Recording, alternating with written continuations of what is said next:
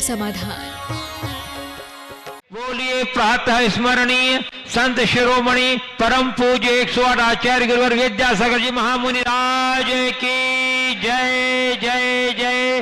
बोलिए परम पूज्य 108 संघ का समाधान प्रवर्तक, गुणायतन प्रवर्तक, भावना योग प्रवर्तक मुनि श्री प्रमाण सागर जी मुनि महाराज की जय जय जय। मुनिवर श्री विराट सागर जी मुनि महाराज की जय जय जय। उपस्थित धर्म श्रद्धालु सज्जनों, जैसा कि आप लोग को विदित ही है कि पूज्य गुरुदेव का मंगलमय विहार 52 गजा से प्रारंभ होकर के गुरु चरणों की ओर चल रहा है और आज 52 गजा से 75 किलोमीटर दूर दिखाया 95 किलोमीटर दूर खरगोन मार्ग पर अवस्थित बाल समुद्र ग्राम में यहां आयोजित है।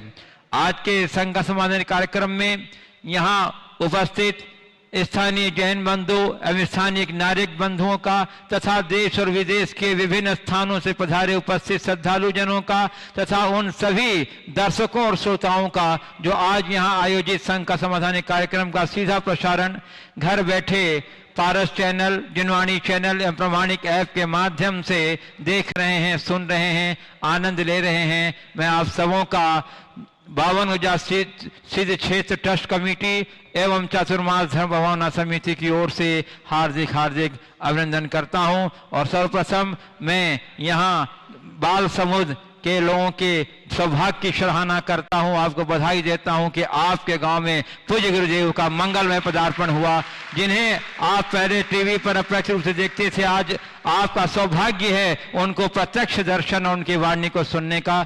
चलिए मैं आपको लिए चलूं संघ का समाधान की ओर। इसके पूर्व हम लोग पूज्य गुरुदेव के मंगलमय आशीर्वाद से अपने को अभिषेक करेंगे। तो बोलिएगा हमारे साथ, नमोस्तु गुरुदेव, नमोस्तु गुरुदेव, नमोस्तु गुरुदेव। बोलिए मुनिवर श्री प्रमाण सागर जी महाराज की। और मैं प्रथम प्रश्न के लिए आमंत्रित कर रहा हूं श्री अतुल जी रुचि जी जैन, जो कन्नौज उत्तर प्रदेश से पधारे हैं। चलिए आ जाइए। श्रीमती भारती राजेंद्र गोधा इंदौर, और उसके बाद तैयार रहेंगी श्रीमती सुरक्षा प्रबोध शाह भोपाल। जिनके नाम ही घोषणा हो अब अपने स्थान पे खड़े हो जाए कि ये तुरंत। मुख में गया जहर तो हमें एक बार मारता है, परंतु गुरुदेव कान में गया जहर वर्तमान एवं भव तक संबंधों को मारता रहता है। गुरुदेव कान का जहर है क्या और इससे बचने का उपाय क्या है? देखिए, मुख का जो जहर है ना, वो सीधे असर नहीं करता, उसको पूरे पाचन तंत्र की प्रक्रिया से गुजरना पड़ता है।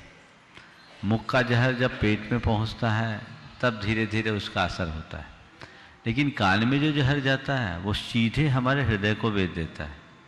जो हृदय को वेधता है वो हमारे लिए हमेशा परेशान करता है। तो हमें ऐसे जहर से बचना चाहिए। तो हमें हमेशा इस बात का ध्यान रखना चाहिए, जैसे हम जहर खाने से बचते हैं, जहर फैलाने से भी बचें। और कान में किसी के कान में जहर घोलने का दुष्कृत्य न करें। जहर घोलने का मतलब है, कान में जहर डालने का मतलब है कड़वी बात बोलना या इधर की उधर करना। ये बहुत भयानक तत्व है, हमें इससे बचना चाहिए।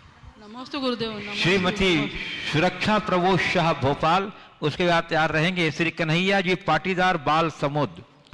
गुरुवर के चरणों में सपरिवार त्रय बार नमोस्तु। गुरुजी, ये प्रश्न मेरी भाभी माँ एवं उनके मायके की तरफ से, जीवन में संत समागम की क्या सार्थकता है? संत समागम बराबर मिलता रहे, इसके लिए क्या करना चाहिए? हमारे परिवार को प्रायः ये अवसर हाथ से निकल जाता है, बताएं ऐसा गुरुवर उपाय बताएं कि इससे कैसे बचा जाए। संत समागम की क्या महत्ता है? संत समागम बराबर मिलता रहे, इसके लिए हमें क्या करना चाहिए? और हमारे पास आया हुआ अवसर बार बार मिले, इसके लिए क्या करना चाहिए? यही पूछना चाह रहे हैं? जी गुरुजी। देखिए, संत समागम की सबसे बड़ी सार्थकता हमारे जीवन में संतोष आता है। हमारे शास्त्रों में सत्संग की अपार महिमा बताई गई और ये कहा गया है कि जैसे गंदे नाले का पानी गंगा में मिलकर गंगा जल बन जाता है, वैसे ही साधारण व्यक्ति भी सत्पुरुषों के सानिध्य में आकर संतत्व को प्राप्त कर लेते हैं।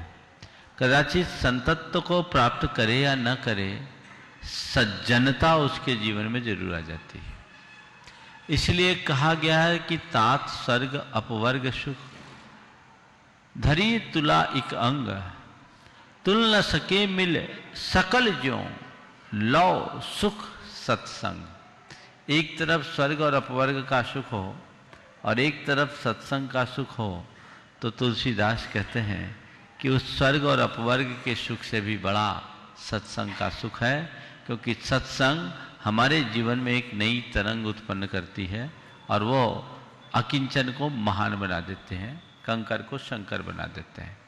आपने पूछा है बार बार संत समागम मिले उसके लिए क्या करें? कोशिश करो कि तुम्हारे यहाँ संतों का सानिध्य हो, और ना हो तो जहाँ उनका सानिध्य हो वहाँ जाकर के समागम लो और अपने अवसरों का सदुपयोग करो।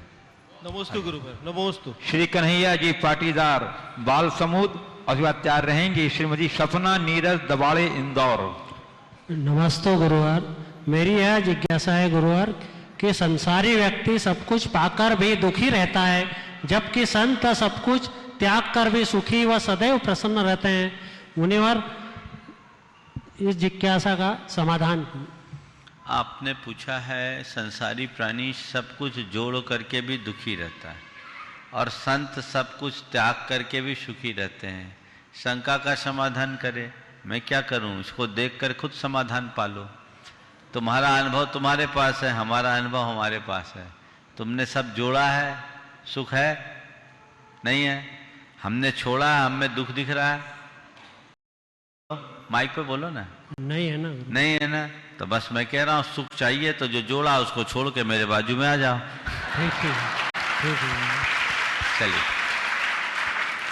आ गया, अगला हो गया। श्रीमती सपना नीरज दबाड़े इंदौर, उसके बाद तैयार रहेंगी श्रीमती हेमलता जैन कसरावद। गुरुदेव के चरणों में त्रय बार नमोस्तु। गुरुदेव, यदि किसी व्यक्ति ने नियम ले रखा हो कि अंतिम समय में अस्पताल नहीं जाना है और अचानक वह व्यक्ति ब्रेन स्ट्रोक या हार्ट स्ट्रोक की वजह से बेहोशी की स्थिति में चला जाता है, स्वाभाविक है कि परिवार के सदस्य उसे अस्पताल ले जाते हैं। तो गुरुजी, मेरी शंका यह है कि अगर परिजन उसे अस्पताल ले जाते हैं या अस्पताल ले जाने का जोर देते हैं तो उन्हें दोष लगेगा, और जो मरणासन्न व्यक्ति है क्या उसे भी दोष लगेगा? देखिए, सबसे पहले तो हमें व्यक्ति की परिस्थिति को देखना चाहिए, कंडीशन देखना चाहिए। अस्पताल में जाने वाला अमर तो होता नहीं है, मरना तो सबको पड़ता है। जीवन भर किसी ने व्रत साधना की है और वो चाहता है कि आखिरी समय में भगवान का स्मरण करते हुए देह छोड़ूं, तो परिजनों को चाहिए कि वो उनके लिए सहायक बने, उसमें किसी तरह से बाधक न बने। अब रहा सवाल, अचानक ऐसी कोई गंभीर स्थिति आ जाए, उस समय परिजन क्या करे? यदि व्यक्ति की काफ़ी उम्र है, शरीर की स्थिति क्षीण है, तो घर में भी बहुत सारी व्यवस्थाएं की जा सकती हैं। और यदि ऐसी कोई चीज़ें आई हैं जिसका निदान संभव है, तो तात्कालिक रूप से कुछ व्यवस्थाएं हों तो करके वापस धर्म ध्यान का वातावरण बना देना चाहिए। लोगों के साथ दुविधा ये होती है कि हम क्या ऐसे में मरने दें। तो मैं ये नहीं कहता कि किसी को तड़प तड़प कर मरने दूं, पर मैं ये कहता हूं कि अस्पताल में आहें भरते हुए मरने की अपेक्षा भगवान का नाम जपते हुए मरने का रास्ता चुनना चाहिए और उसके लिए रास्ता प्रशस्त करना चाहिए। कंडीशन देखकर कदाचित अस्पताल ले भी गए तो डॉक्टरों से खुली बात कर लेनी चाहिए और उन्हें वापस लाकर अगर वो होश में है, चेतना में है, तो उनका सुमरण करने का प्रयास करना चाहिए। श्रीमती हेमलता जैन कसरावत, उसके बाद तैयार रहेंगी कुमारी नमिता पाटीदार बाल समुद।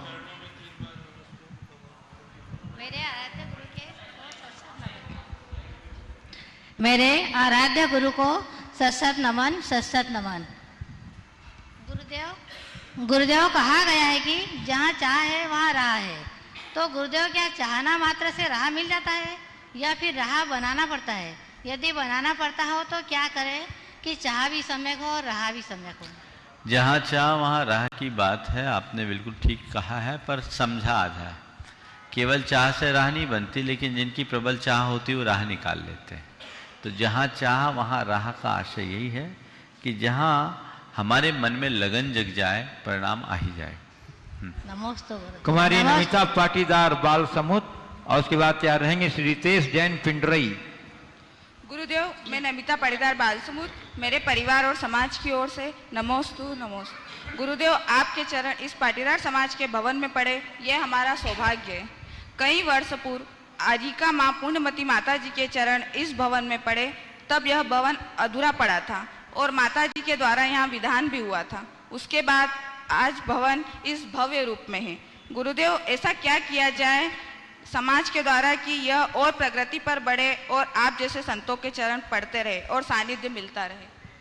बहुत अच्छी भावना है। मैंने यहाँ आकर के देखा, बाल समुद्र में तो शायद पहली बार, मेरा तो खैर पहली ही बार आना हुआ, पर यहाँ मैं जो भावना देख रहा हूँ, पाटीदार भवन में हूँ, पर मुझे नहीं लगता कि मैं जैनियों के बीच में आया हूँ। यहाँ तो लगता है जंजल है। आज भी यहाँ की जो उपस्थिति है उसमें पाटीदार समाज और यहाँ के स्थानीय लोगों की जो सहभागिता है बहुत अच्छी है। ये प्रशंसनीय ही नहीं, अनुकरणीय भी। मैं यही कहूँगा कि हमारे मन में इसी तरह सत्संग के प्रति लगाव बने रहना चाहिए। कहा गया है, जात न पूछिए साधु की, पूछ लीजिए ज्ञान। मोल करो तलवार का, पड़ा रहन दो म्यान। तो हमें तलवार का मोल करना है, म्यान का नहीं।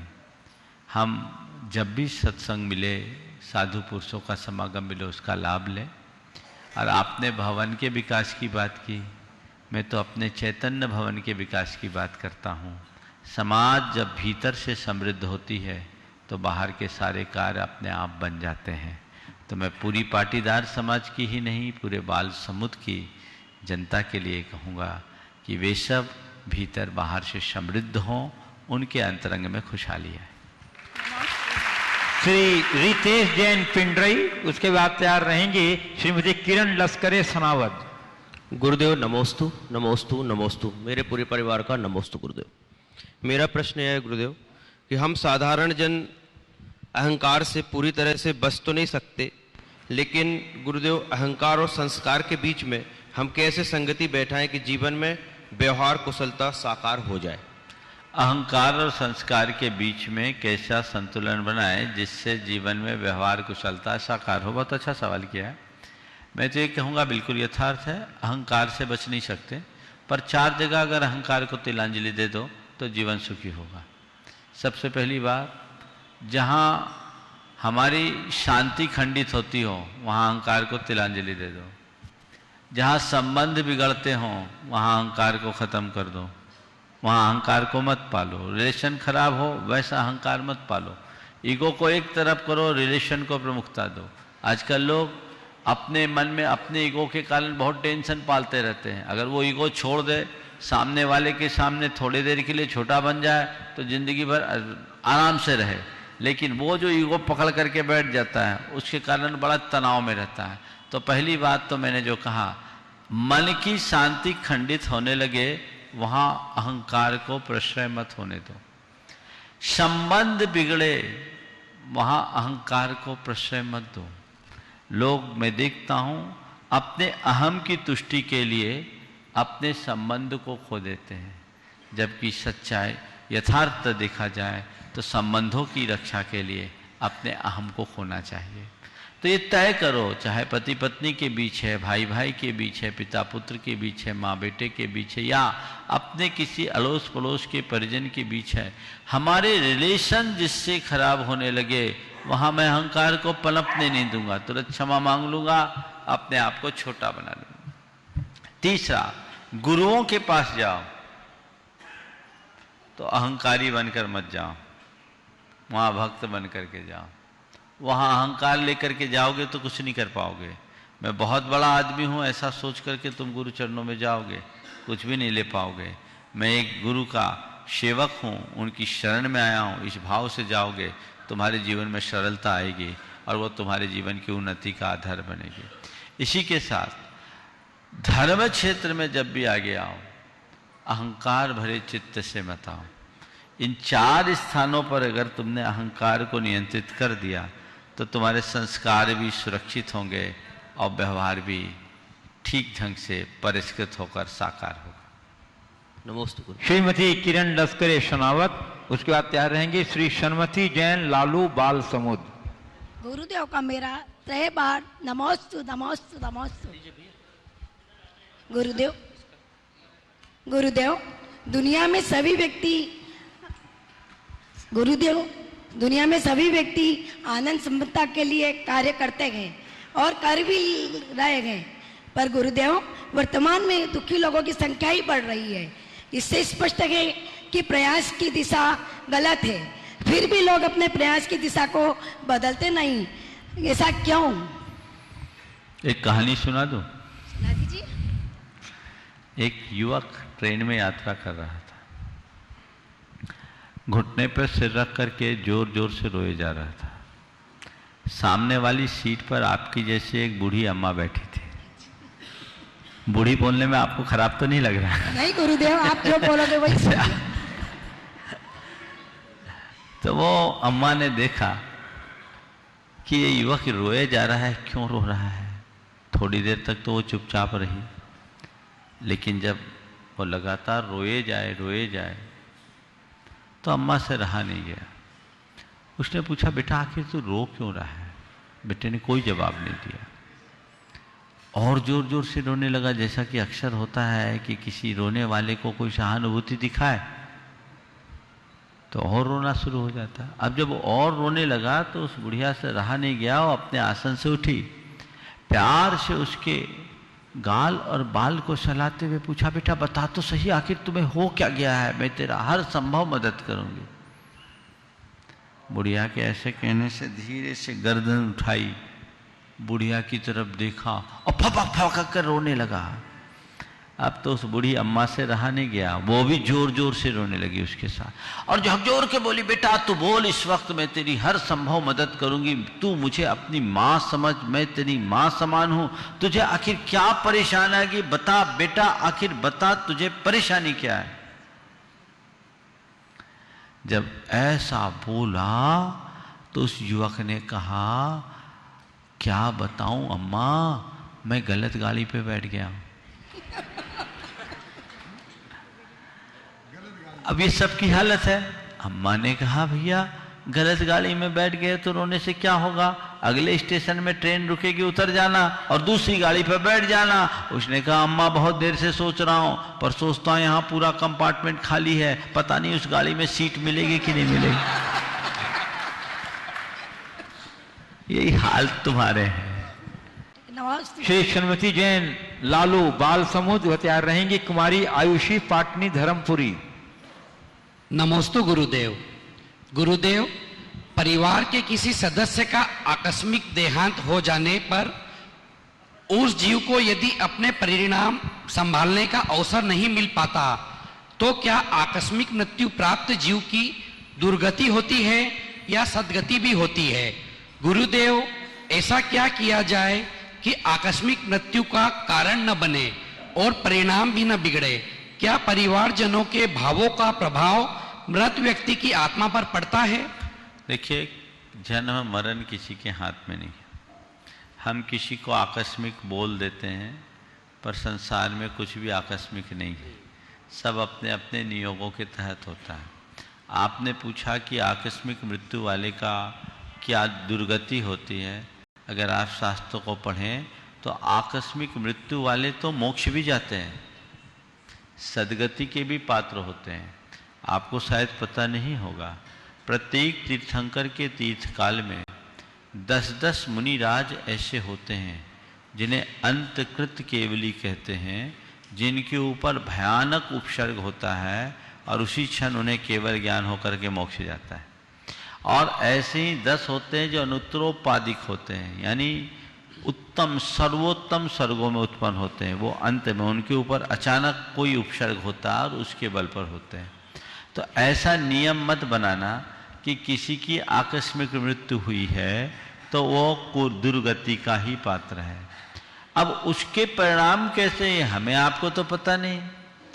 जो चेतना, जिनकी चेतना जागृत होती है वो उस घड़ी में भी अपने परिणाम को संभाल लेते हैं और उसके बल पर उनका कल्याण हो सकता है, ऐसा नहीं है। नहीं तो अचानक किसी का हार्ट फेल हो गया या कोई दुर्घटना हो गई और कुछ हो गया, तो ये चीजें हैं। इसलिए आकस्मिक मृत्यु को दुर्गति का कारण मानना भ्रम है। वो उस जीव के परिणाम के अनुसार होगा और आकस्मिक मृत्यु किसको हो किसको ना हो तो वह भी ऐसा कुछ नहीं है। जिसका जैसा संयोग होता वैसा होगा। महान पुण्यशाली जीवों के साथ भी इस तरह की दुर्घटनाएं घट जाती है। रहा सवाल परिवार वालों की भावनाओं का क्या प्रभाव होगा। अगर परिवार के लोग ऐसी भावना भाते हो कि जल्दी निपट जाए तो बात हो, ऐसा तो होता नहीं। अब आकस्मिक हुआ है, उसमें परिवार क्या करेगा, परिवार को भी पता नहीं। आप और हम अभी बहुत अच्छे से बात कर रहे हैं, क्या आपको मेरी अगली सांस का पता है?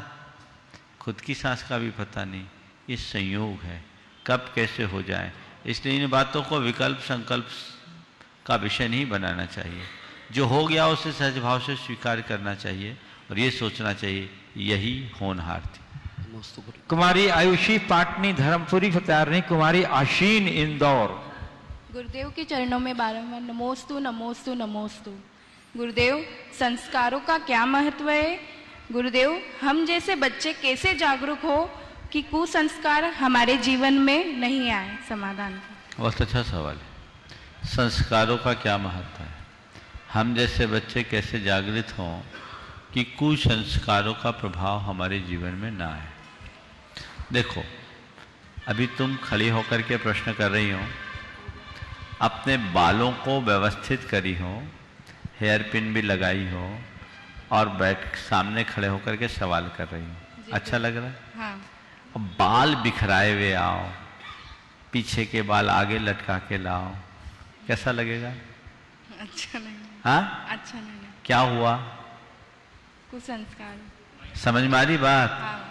आपने जो बाल को सेट किया है, बालों को संस्कारित किया है तो सुंदरता है। और बाल अगर संस्कारित ना हो तो उसका सौंदर्य खत्म है ना। चोटी पीछे ना बना के आगे की ओर कोई बना ले तो क्या हो गया? बस मुझसे पूछो तो मैं कहूंगा संस्कार हमारे चेतना के सौंदर्य को निखारते हैं। क्या बोला? रिपीट करूं? संस्कार हमारी चेतना के सौंदर्य को निखारते हैं, उससे हमारा जीवन निखरता, हमारा अंतरंग निखरता है। इसलिए संस्कार चाहिए। समझ गए? दूध को दुहा और उसे ऐसे ही रख दिया, क्या हो गया? दूध फट जाएगा। लेकिन दूध को जमा कर दही बनाकर उसका मंथन किया, नवनीत निकाला, घी बनाया तो क्या हो गया? दूध की उपयोगिता बढ़ गई। तो ध्यान रखना, संस्कार का मतलब दूध से घी बनाने की प्रक्रिया को पूरी करना और जीवन का मूल्य और महत्व को बढ़ाना। इसलिए संस्कार वह प्रक्रिया है जो हमारे जीवन को निखारते हैं। बिना संस्कारों के जीवन की उन्नति संभव नहीं है, जीवनोत्थान संभव नहीं है। इसलिए संस्कार जीवन में चाहिए। दूसरी बात आपने पूछा है कि हम ऐसा क्या करें कि हमारे संस्कार सुरक्षित रहें। संस्कारों की सुरक्षा के लिए संगति का ख्याल। अच्छी संगति हो तो संस्कार कभी बिगड़ते नहीं। प्राय अनुभव में देखने में आता है कि अच्छे संस्कार होने के बाद भी गलत संगति का प्रभाव हम पर पड़ जाता है।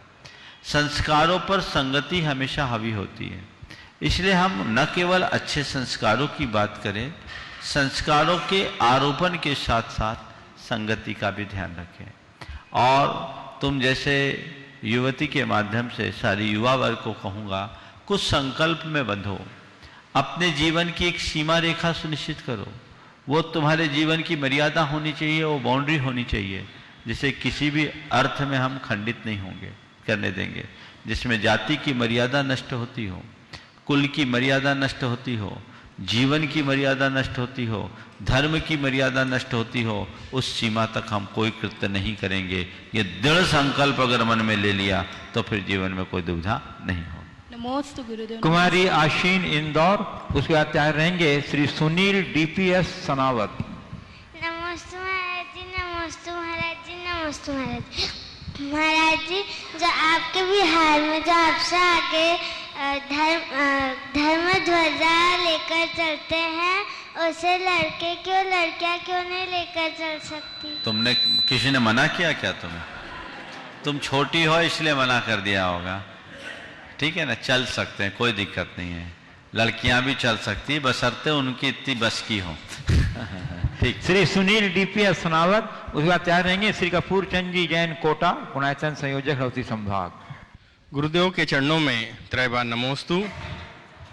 गुरुदेव कहते हैं कि भूल और भगवान मानोगे तो ही दिखेंगे, भूल और भगवान मानेंगे तो ही दिखेंगे।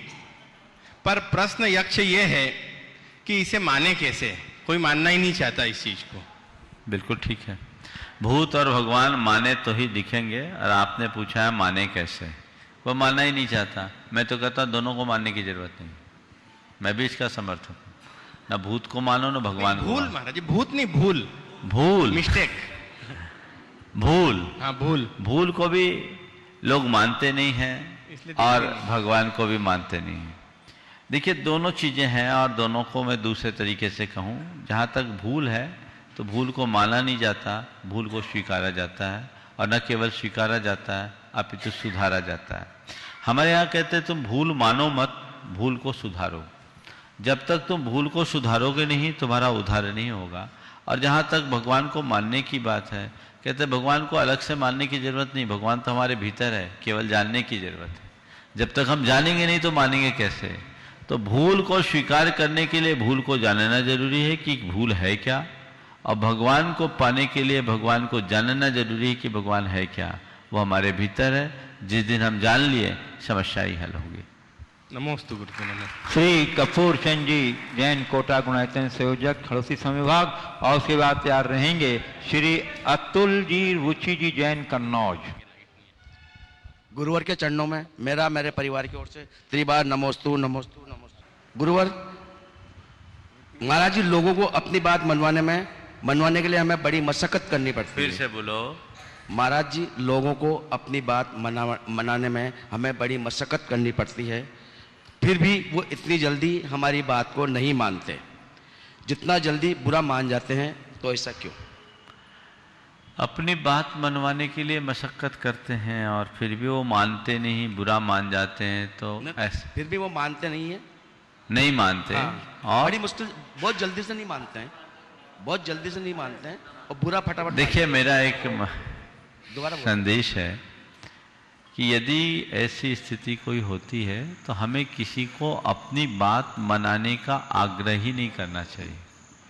आप इतना आग्रह क्यों करते हैं कि सामने वाला मेरी बात माने ही?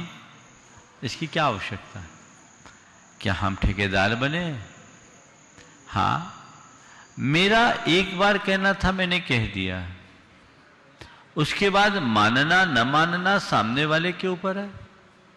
क्या आप सबकी बात मानते हो? अपने मन से पूछो। सबकी मानते हो कि अपने मन की मानते हो? अपने मन की मानते हैं। तो अपने मन की मानते हो तो सब मेरे मन की माने, ऐसी अपेक्षा क्यों रखते हो? और जब तक ऐसी अपेक्षा होगी दुखी ही बने रहोगे।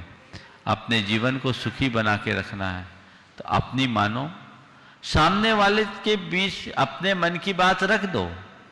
वो माने तो ठीक, न माने तो ठीक।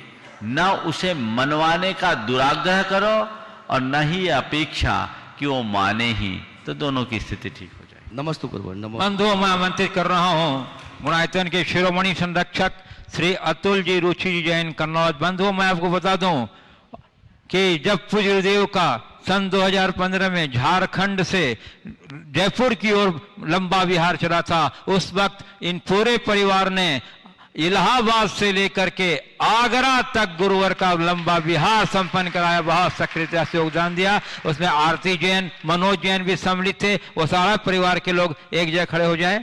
और क्रम क्रम से सभी प्रश्न पूछ लेंगे। नमस्ते महाराज जी। बोलो बोलो बोलो। अतुल जी, रुचि जी। महाराज जी, मैं अपने दैनिक जीवन में इतना व्यस्त रहता हूँ कि स्वाध्याय करने का समय नहीं मिल पाता है और इसके गुण रहस्यों को, उनके तत्वों को समझ नहीं पाता हूँ कि तो क्या मेरा कल्याण, आत्म कल्याण होगा या नहीं होगा? देखिए, बात बहुत अच्छी है। कम से कम आत्म कल्याण की चिंता मन में जग गई ना, यही बहुत बड़ी सुकून की बात है। ज़्यादातर तो लोग अपनी दुनियादारी में इस तरह खोए हुए होते हैं कि उनको आत्मा के हिताहित का विवेक ही नहीं रहता, विचार भी नहीं होता। ये शुभ लक्षण है कि आप अपनी व्यापारिक व्यस्तता के बाद भी आत्म कल्याण की चिंता मन में जगा रहे हैं। और मैं कहता हूँ, जो आत्म कल्याण की चिंता जगाते हैं उनकी आत्मा का कल्याण सुनिश्चित हो जाता है। रहा सवाल स्वाध्याय का, तो ऐसा कोई जरूरी नहीं है कि ग्रंथ खोल करके पढ़ने से ही स्वाध्याय होता है। आप अगर जीवन और जगत के प्रति अपनी दृष्टि दौड़ाने लगे तो आप वो भी स्वाध्याय कर सकते हैं। जीवन के उतार चढ़ाव को भी अगर आप ठीक तरीके से देखें तो अपने जीवन में बहुत बड़ी स्थिरता ला सकते हैं, ये भी एक स्वाध्याय है।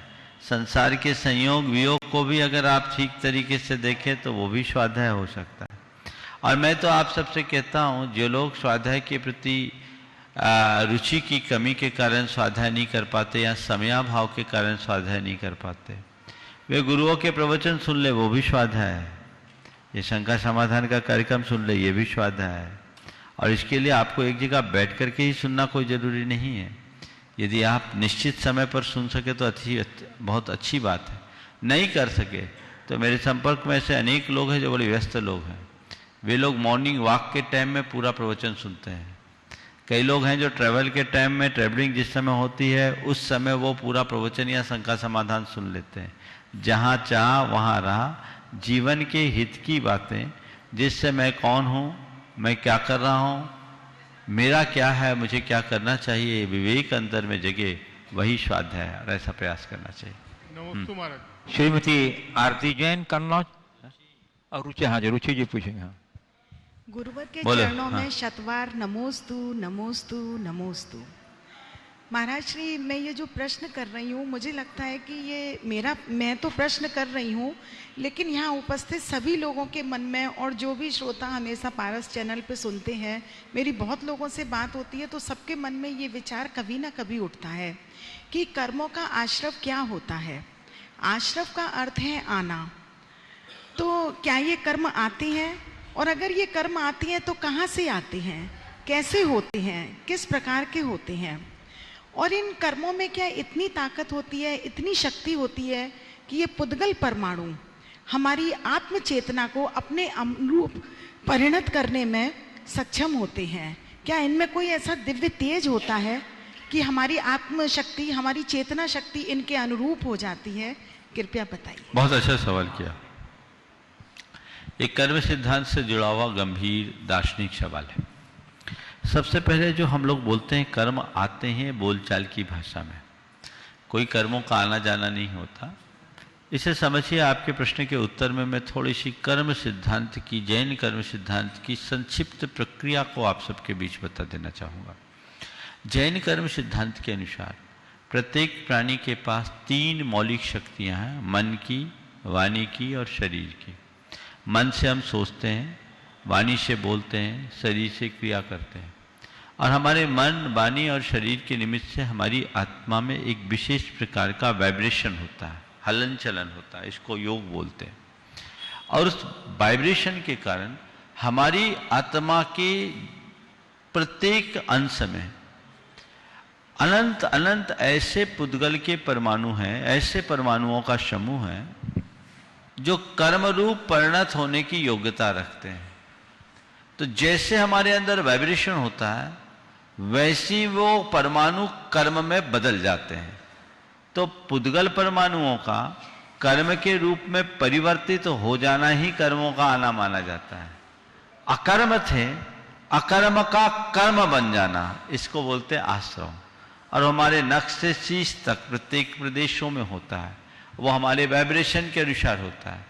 और ठीक वैसा ही जैसा मैं यहाँ बोल रहा हूँ, सामने लगे कैमरों में वो रिकॉर्ड हो रहा है, मैं जैसा बोल रहा हूँ वैसा रिकॉर्ड हो रहा है, जैसा एक्शन कर रहा हूँ वैसा रिकॉर्ड हो रहा है ना।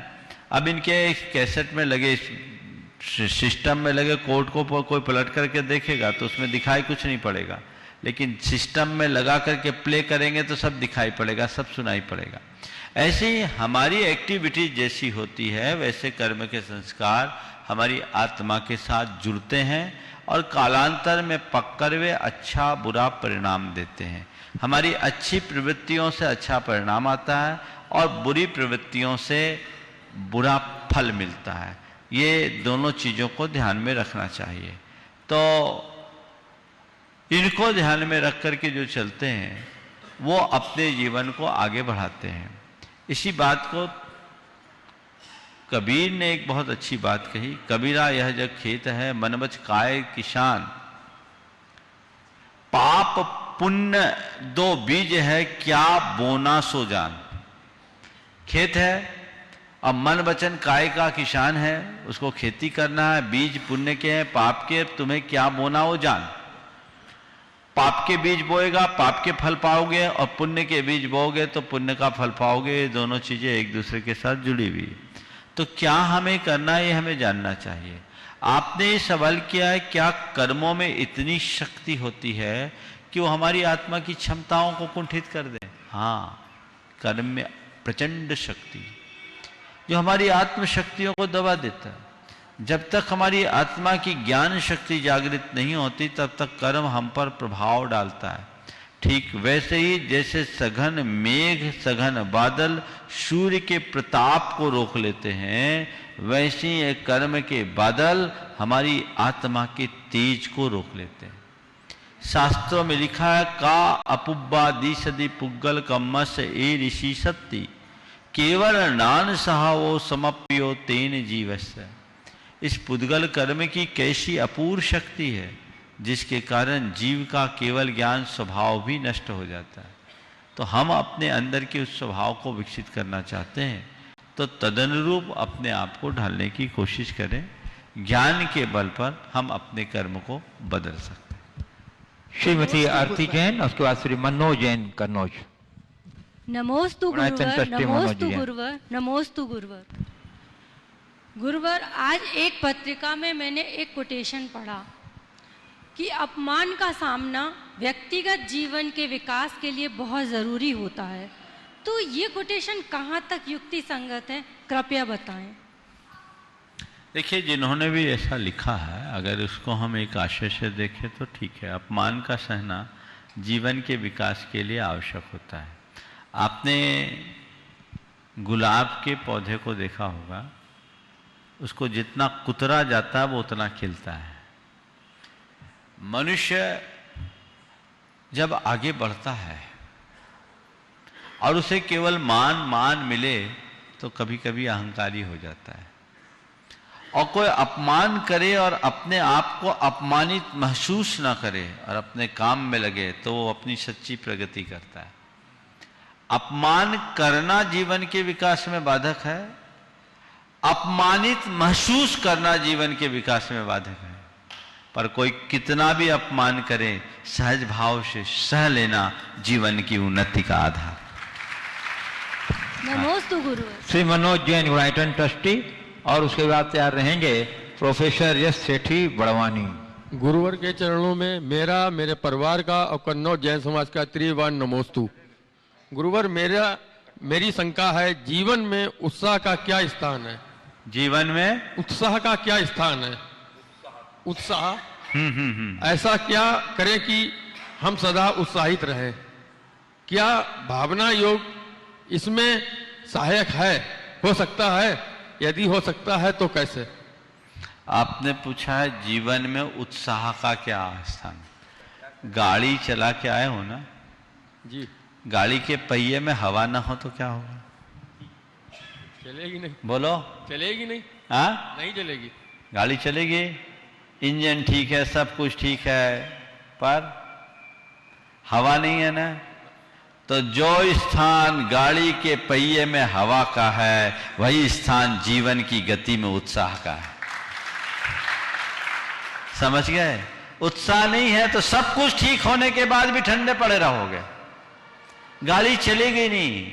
उत्साह एक ऐसे आंतरिक प्रेरणा का नाम है जो हमारे जीवन में आमूलचूल बदलाव घटित करता है, जिसके बदौलत हम जीवन को रचनात्मक दिशा देते हैं, जिससे हमारे अंदर क्रियाशीलता, कर्मनिष्ठा आती है, कर्तव्यनिष्ठता आती है। और जब तक मनुष्य क्रियाशील ना हो, कर्तव्यनिष्ठ ना हो, कर्मनिष्ठ ना हो, आगे कैसे बढ़ सकता है? तो उत्साह तो हमारे जीवन को आगे बढ़ाने की सबसे बड़ी ताकत है, आंतरिक प्रेरणा है। तो हर व्यक्ति के अंदर उत्साह होना चाहिए। जिस व्यक्ति के अंदर जितना अधिक उत्साह होता है, वो उतनी तत्परता से अपने काम को पूरा कर पाता है। चाहे लौकिक क्षेत्र हो, चाहे पारलौकिक क्षेत्र, हर क्षेत्र में उत्साहित होना चाहिए। आपने पूछा है सदा उत्साहित रहने के लिए क्या करें? क्या भावना योग इसमें सहायक बन सकता है? भावना योग 100% सहायक होगा। जो व्यक्ति अपने उत्साह को जागरूक रखता है, उसका मनोबल कभी कमजोर नहीं होता। अपने उत्साह को जागृत रखने के लिए मनोबल को ऊंचा रखिए, पॉजिटिव सोचना शुरू कीजिए, अपने अंदर की नेगेटिविटी को खत्म कीजिए। जितना पॉजिटिव सोचिएगा, आपका उत्साह बढ़ेगा। और उत्साह को बरकरार रखने के लिए हमेशा ऐसे लोगों का संपर्क कीजिए जिससे आपको अच्छा मोटिवेशन मिलता हो। ऐसी किताबें पढ़िए जिससे आपको मोटिवेशन मिलता हो, और ऐसे लोगों से दूरी बना के रखिए जो आपको डिमोटिवेट करते हैं। नमोस्तु गुरुवर। प्रोफेसर यश सेठी बड़वानी बंधुओं में बता दूं कि हमारे यश सेठी अच्छे अच्छे प्रश्न पूछने के लिए तो प्रसिद्ध हैं ही, परंतु ये बड़ा सक्रिय योगदान भी दे रहे हैं। 52 गजा से लगातार ये बिहार व्यवस्था में सारी व्यवस्थाओं को संचालित करने में योगदान दे, उदार करते अभिनंदन कीजिए। और जैसी कुशलता से प्रश्न पूछते हैं, वैसी कुशलता से सारी व्यवस्थाएं भी कर रहे हैं। पुनः एक बार जोरदार कर अभिनंदन कीजिए हमारे। नमोस्तु गुरुदेव, नमोस्तु नमोस्तु नमोस्तु। इसके बाद जो गुवाहाटी वाले हैं वो अपना खड़े हो जाएंगे। गुरुदेव, सीमेंट से रिश्तों को प्रिवेंट करने की सीख कैसे लें? क्या बात है? सीमेंट से रिश्तों को प्रिवेंट करने की सीख कैसे लें, जिसमें जोड़ने के लिए नर्म होना भी जरूरी है, जोड़ने के लिए नर्म होना भी जरूरी है। क्या होना जरूरी? नर्म, हाँ। जोड़ने के लिए नर्म होना भी जरूरी है, और जोड़े रखने के लिए सख्त होना भी जरूरी है, और जोड़े रखने के लिए सख्त होना भी जरूरी है। जीवन के गुरुदेव, सीमेंट से रिश्तों को प्रिवेंट करने की सीख कैसे लें? रिश्तों को प्रिवेंट हाँ। हम पेमेंट सुन रहे थे आज, थोड़ा सा ऐसे ही। सीमेंट सा रिश्ते को प्रिवेंट करने की सीख कहाँ से लाएं, जिससे रिश्तों को जोड़ने के लिए नम भी हुआ जाए और बनाए रखने के लिए सख्त भी हो। देखिए, सीमेंट से ही अगर हम सीख ले तो दोनों चीजें इसमें आ जाती है। सीमेंट नम भी होता है और सख्त भी। जब भी रिश्ते बनाए जाते हैं, सीमेंट की उपयोगिता कब है? जब बनाते समय वो नम हो, वो जोड़ने का काम करती है। और वो नम होगी तभी ईंटों को जोड़ पाएगी, तभी उसमें प्लास्टर लग पाएगा। तो सीमेंट नम होता है कब? जब जोड़ना होता है। और जब जुड़ जाता है कब वो सख्त होता है? किसी को पता नहीं लगता, क्योंकि वो सीमेंट दीवार का अंग बन जाता है, वो सीमेंट ईंट का अंग हो जाता है। तो ऐसे ही हम जिनसे भी अपने रिश्ते निभाएं, बनाएं, सीमेंट की बातें प्रारंभ में नम होकर इस तरह से जुड़े कि कालांतर में उसके अंग बन जाए, उसकी शक्ति का एहसास ही ना हो, और जीवन में हमेशा टिकाऊपन बना रहे। फिर हमें अपने रिश्तों के प्रिवेंशन के लिए किसी भी तरह की बात करनी ही ना पड़े। बंधुओं, मैं आपको अन्य जिज्ञासुओं का आमंत्रित अरहंत अजमेरा बड़वानी, हाँ बंधुओं, ये जोड़ी है हमारे यश सेठी और ये हमारे अरहंत अजमेरा बड़वानी की। दोनों मिल करके ऐसा सुंदर व्यवस्था बनाए हुए हैं कि सभी गदगद हैं। जो साथ में चल रहे हैं उनको लग ही नहीं रहा है कि हम कोई बिहार में चल रहे हैं, उनको लग रहा है तो हम लोग खूब आनंद में चल रहे हैं। एक बार जोरदार हमारे अरहंत अजमेरा के लिए बंधु। बोलो। नमोस्तु महाराज जी, नमोस्तु महाराज जी, नमोस्तु महाराज जी। महाराज जी, मेरा प्रश्न भी कर्म सिद्धांत पे है। कर्म सिद्धांत के हिसाब से हम कर्मों को काट रहे हैं या नए कर्म बांध रहे हैं, ये कैसे पता चलेगा? और कर्म उदय जब आते हैं तो हमारे विचारों पर भी उसका असर पड़ता है क्या? बहुत अच्छा सवाल है। कर्म सिद्धांत के हिसाब से हम कर्मों को काट रहे हैं या कर्मों को बांध रहे हैं, ये कैसे पता चलेगा? और कर्म उदय आते हैं तो क्या इसका एहसास भी होता है? देखिए, स्थूलतया अगर कोई से पूछेंगे तो आपको ये कहेगा नहीं कि कर्म बंध रहा है या कर्म कट रहा है, इसका कोई पता नहीं। लेकिन मैं एक कसौटी देता हूँ। कर्म बंधने का मतलब है कलुषता आना। कलुषता अगर हृदय में आई है तो समझ लेना हम कर्म बांध रहे हैं, और कर्म में भी पाप बांध रहे हैं। मन जब जब कलुष हो समझ लेना हमने पाप बांधा, उसमें कोई संशय नहीं। मन की कलुषता पाप बंध की साइन है। अंदर आकुलता आना समझना कर्म का बंध हो रहा है। और मन में स्वच्छता है, निर्मलता है, अंदर से अहोभाव हो, प्रसन्नता हो, समझ लेना कर्म कट रहा है। आपने पूछा एक कैसे एहसास हो कि कर्म का अभी उदय चल रहा है? सामान्य रूप से कर्म का उदय तो चलता ही रहता है। कर्म का तीव्रोदय जब भी आता है तो वो अपना प्रभाव बहुत स्पष्ट रूप से दिखाता है। जब कर्म का तीव्रोदय आए, देखना कि खासकर मैं अशुभ कर्म की बात कर रहा हूं। जैसे कहते हैं कि अंधेरा 10 दिशाओं से आता है, उजाला तो केवल पूरब से आता है। समझ लो लगातार विपत्ति विपत्ति विपत्ति विपत्ति आ रही है तो समझना अभी कर्म का तीव्रोदय चल रहा है। हर समय प्रतिकूल प्रतिकूल प्रतिकूल स्थितियां बन रही है तो समझ लेना कर्म का तीव्रोदय चल रहा है। ऐसे समय में अपनी प्रवृत्तियों को थोड़ा सीमित करके समय को टालने की कोशिश करना चाहिए और धर्म ध्यान बढ़ाना चाहिए। बंधुओं, आगामी सूचना मैं आपको कुछ दे दूं। अभी आज का रात्रि विश्राम गुरुदेव का 52 गजों से दूर 95 किलोमीटर दूर पाटीदार धर्मशाला बाल समूह, जहां की आज का संघ समाधान आयोजित है, यही हो रहा है। और कल प्रातः काल का आहार यहां बाल समूह से 6 किलोमीटर दूर महिमा स्पिनिंग मिल्स भीलगांव के प्रांगण में संपन्न होगा। और वहीं संघ समाधान का भी कार्यक्रम संपन्न होगा। और परसों का आहार पीपलगॉन में होगा। कितने किलोमीटर दूर है? आइए हमारे सुनील जी डीपीएस वो आगे की सूचना बता देंगे।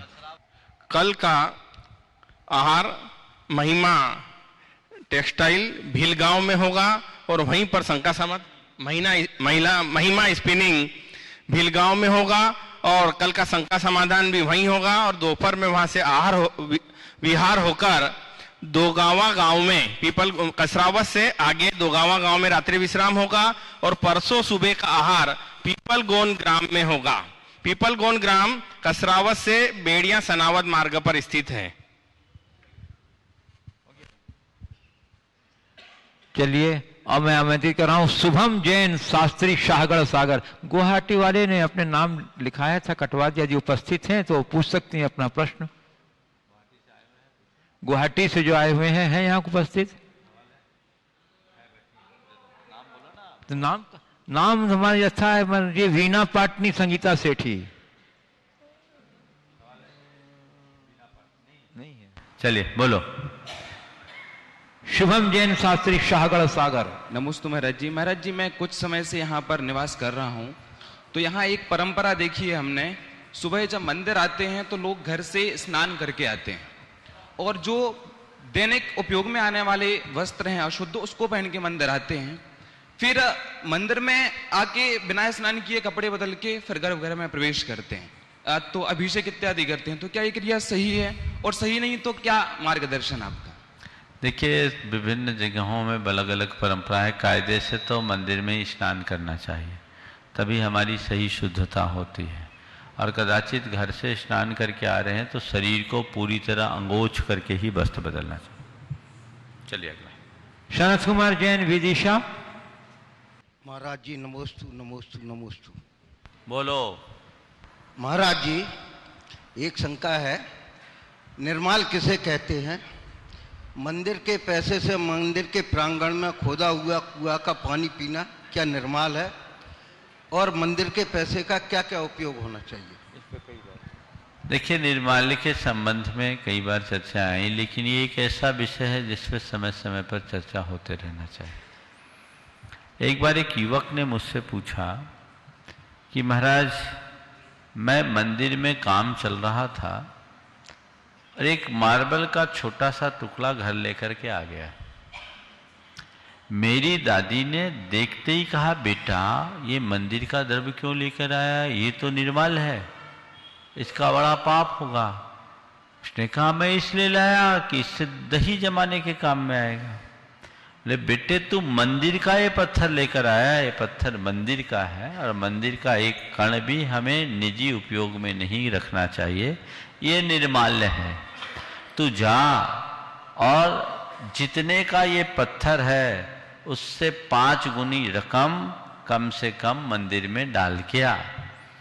उस युवक ने कहा, महाराज क्या निर्माल्य के प्रति ये दृष्टिकोण सही है? हमने कहा, बिल्कुल यही सही है। हम जैनियों के यहाँ एक विशेष परंपरा है, भगवान के आगे हम सर्वस्व अर्पित करते हैं, लेकिन भगवान के दरबार का एक कण भी स्वीकार नहीं करते। एक कण भी यदि हम स्वीकार करते हैं तो वो निर्माल्य के दोष का कारण बनता है और इसे महान दोष कहा है। शास्त्रों में लिखा है, जिन्न धार पैठा जिन पूजा बंधन निमित्त विशेष धनम, जो भुंजई सो भुंजई निरी गई ये सुईरम दुखम, पुत्र कलत्त विदुरो दारिद्रो पंगु मूक बहिरंधो चांडालादि कुजादो जिन पूजादि दब्बहरो। जीर्णोद्धार का पदार्थ जिन पूजा आदि के निमित्त अर्जित जो विशेष धन है, उनका जो उपभोग करता है वो चिरकाल तक नरकों में दुख भोगता है। वो पुत्र कलत से रहित होता, दारिद्री होता, पंगु होता, मूक होता, बहिरा होता, अंधा होता है और अन्नहीन होनियों में उत्पन्न होता है। कौन? जिन पूजादि द्रव्यहरो। इसलिए ये देव द्रव्य है, इनका उपभोग कभी नहीं करना। कभी भी हम जाएं मंदिरों में, आपने अगर कुछ रखा तो आप उसका उपभोग न करें। आपने एक अलग सवाल आज किया कि मंदिर के पैसे से प्याऊ लगा, उसका पानी हम पी रहे हैं तो निर्माल्य का दोष लगेगा। कभी भी मंदिर के पैसे से प्याऊ लगाना ही नहीं। हाँ, कोई प्याऊ लगाने के लिए पैसे दे, उससे मंदिर में लगा लो। किसी दातार ने मंदिर में प्याऊ लगाने के लिए पैसा दिया और जनहित के लिए दिया, जनता जनार्दन के लिए दिया, तो वो प्याऊ का पैसा है, मंदिर का पैसा नहीं। लेकिन मंदिर के पैसे का इस तरह का प्रयोग आजकल लोग करने लगे हैं, वो महान पाप का कारण है। ऐसा कभी मत करना। यहां तक कि कभी आप लोग बस छोड़ते हो ना और उसमें मंदिर का रुपया लगाते हो, उनके साथ खाने पीने की व्यवस्था करते हो, ये भी निर्माल्य है जो पाप का कारण है। तो फिर महाराज क्या करें? समाज में अलग व्यवस्था करो। और इसका मैं सॉल्यूशन हमेशा देता हूं कि एक आप मंदिर के गुप्तदान का भंडार अलग रखो और एक रखो प्रबंध मद या प्रभावना मद। प्रभावना के मद में जो द्रव्य आता है वो निर्माल्य नहीं है, उसमें सारे कार्य जुड़ सकते हैं जो धर्म प्रभावना से संबद्ध है, उसका प्रयोग कर सकते हो। लेकिन मंदिर के इस तरह के संपत्ति का, मंदिर के द्रव्य का इस तरह का उपयोग करना कतई उचित नहीं है, वो महान दोष का कारण बनता है। इससे अपने आप को पूरी तरह बचाने की कोशिश करनी चाहिए। इसके साथ ही अनेक ऐसे लोग होते हैं जो मंदिरों के भवन आदि पर अपना कब्जा जमाए रखते हैं, ये भी ठीक नहीं है, महान पाप का कारण है। कदाचित भूखे रह जाना, लेकिन ऐसा कृत्य कभी मत करना। मैंने देखा अनेक लोग मंदिर में 200 रुपया महीना दे रहे हैं और अपने दरवाजे पर बैठे दर्जी से 2000 ले रहे हैं, ये पाप है। दूसरे ने तो मंदिर के लिए द्रव्य लगाया और तुम मंदिर के द्रव्य का उपभोग किया, इसका बहुत नुकसान होगा। मैं जयपुर में था, एक सज्जन ने आकर के जो अपनी बात कही वो आप लोगों की आंख खोलने के लिए बहुत अच्छा उदाहरण होगा। एक सज्जन ने आकर के कहा, वो किसी मंदिर कमेटी के कोषाध्यक्ष थे, मंदिर का रुपया उनके पास रहता था, उन्होंने व्यापार में कुछ परेशानी आई, उस रुपये का उपयोग कर लिया कि थोड़े दिन के लिए रुपया उपयोग कर लेंगे, जब लोग बोलेंगे दे देंगे। उस व्यक्ति को उसके बाद जो नुकसान लगना शुरू हुआ वो संभल नहीं पाया। वो आदमी आकर के मुझसे प्रायश्चित मांगा, महाराज हम क्या करें, हमने नीयत खराब कर ली, रुपयों की जरूरत लगी, घर में रुपया लगा था, ये सोच करके कि मंदिर का रुपया भी कोई यहाँ जरूरत नहीं है, कोई मांगने वाला नहीं, मैं उपयोग कर लूँ। बोले नहीं, ऐसा कृत्य आपने किया वो ठीक नहीं, कभी ऐसा करना ही नहीं चाहिए। इस तरह के कार्यों में महान दोष लगता है। तो जो भी लोग हों निर्माल्य के प्रति बहुत सावधान रहें। ये भाव भाव के दारिद्र्य का कारण बनता है, इसलिए ऐसे कार्यों से बचना चाहिए। कितना फंड होना चाहिए महाराज? हाँ, कितना फंड होना चाहिए? जितने आवश्यक उतना फंड रखो। मैंने बोला ना, कई बार बोला, हर मंदिरों में खासकर उसके ट्रस्ट से संबद्ध लोगों को इसका दोष लगता है। तो वो एक अलग से मद रख ले, प्रभावना मद, उसका पैसा आप मंदिर में लगा सकते हो, लेकिन मंदिर का पैसा प्रभावना के कार्य में नहीं लगा सकते। और आप लोग दान भी दे तो प्रभावना और प्रबंध में दें, उसमें ज्यादा जरूरत होती है। कुछ श्री सुजीत जी जैन पनागर, सुजीत जी जैन पनागर। महाराज जी, निर्मल चंद जी जैन सागर वालों का अभी फोन आया तुम्हारे पास। निर्मल चंद जी जैन सागर वाला सवाल करो। हाँ, अष्टांगा के लिए आपसे नियम लिया था, उन्हें 1 साल और हो गया। सवाल करो, आशीर्वाद। हाँ, ये यहाँ का विषय नहीं है। बोला कि अष्टांग हमारी पूरी गई तो महाराज जी तो आगे क्या करना है? ये यहाँ का सवाल थोड़ी आशीर्वाद है। चलिए आप बोलिए।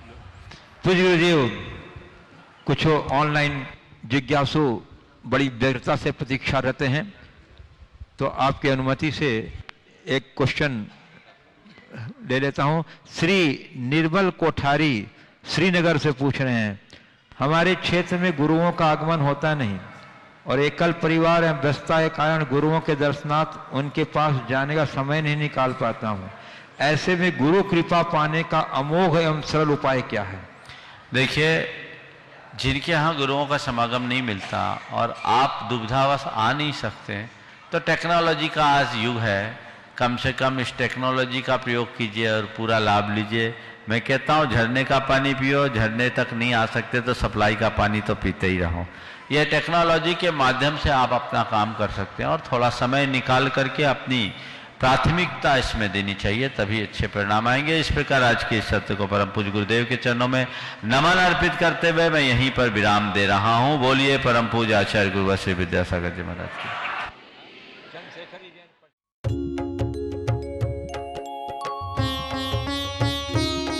शक का समाधान।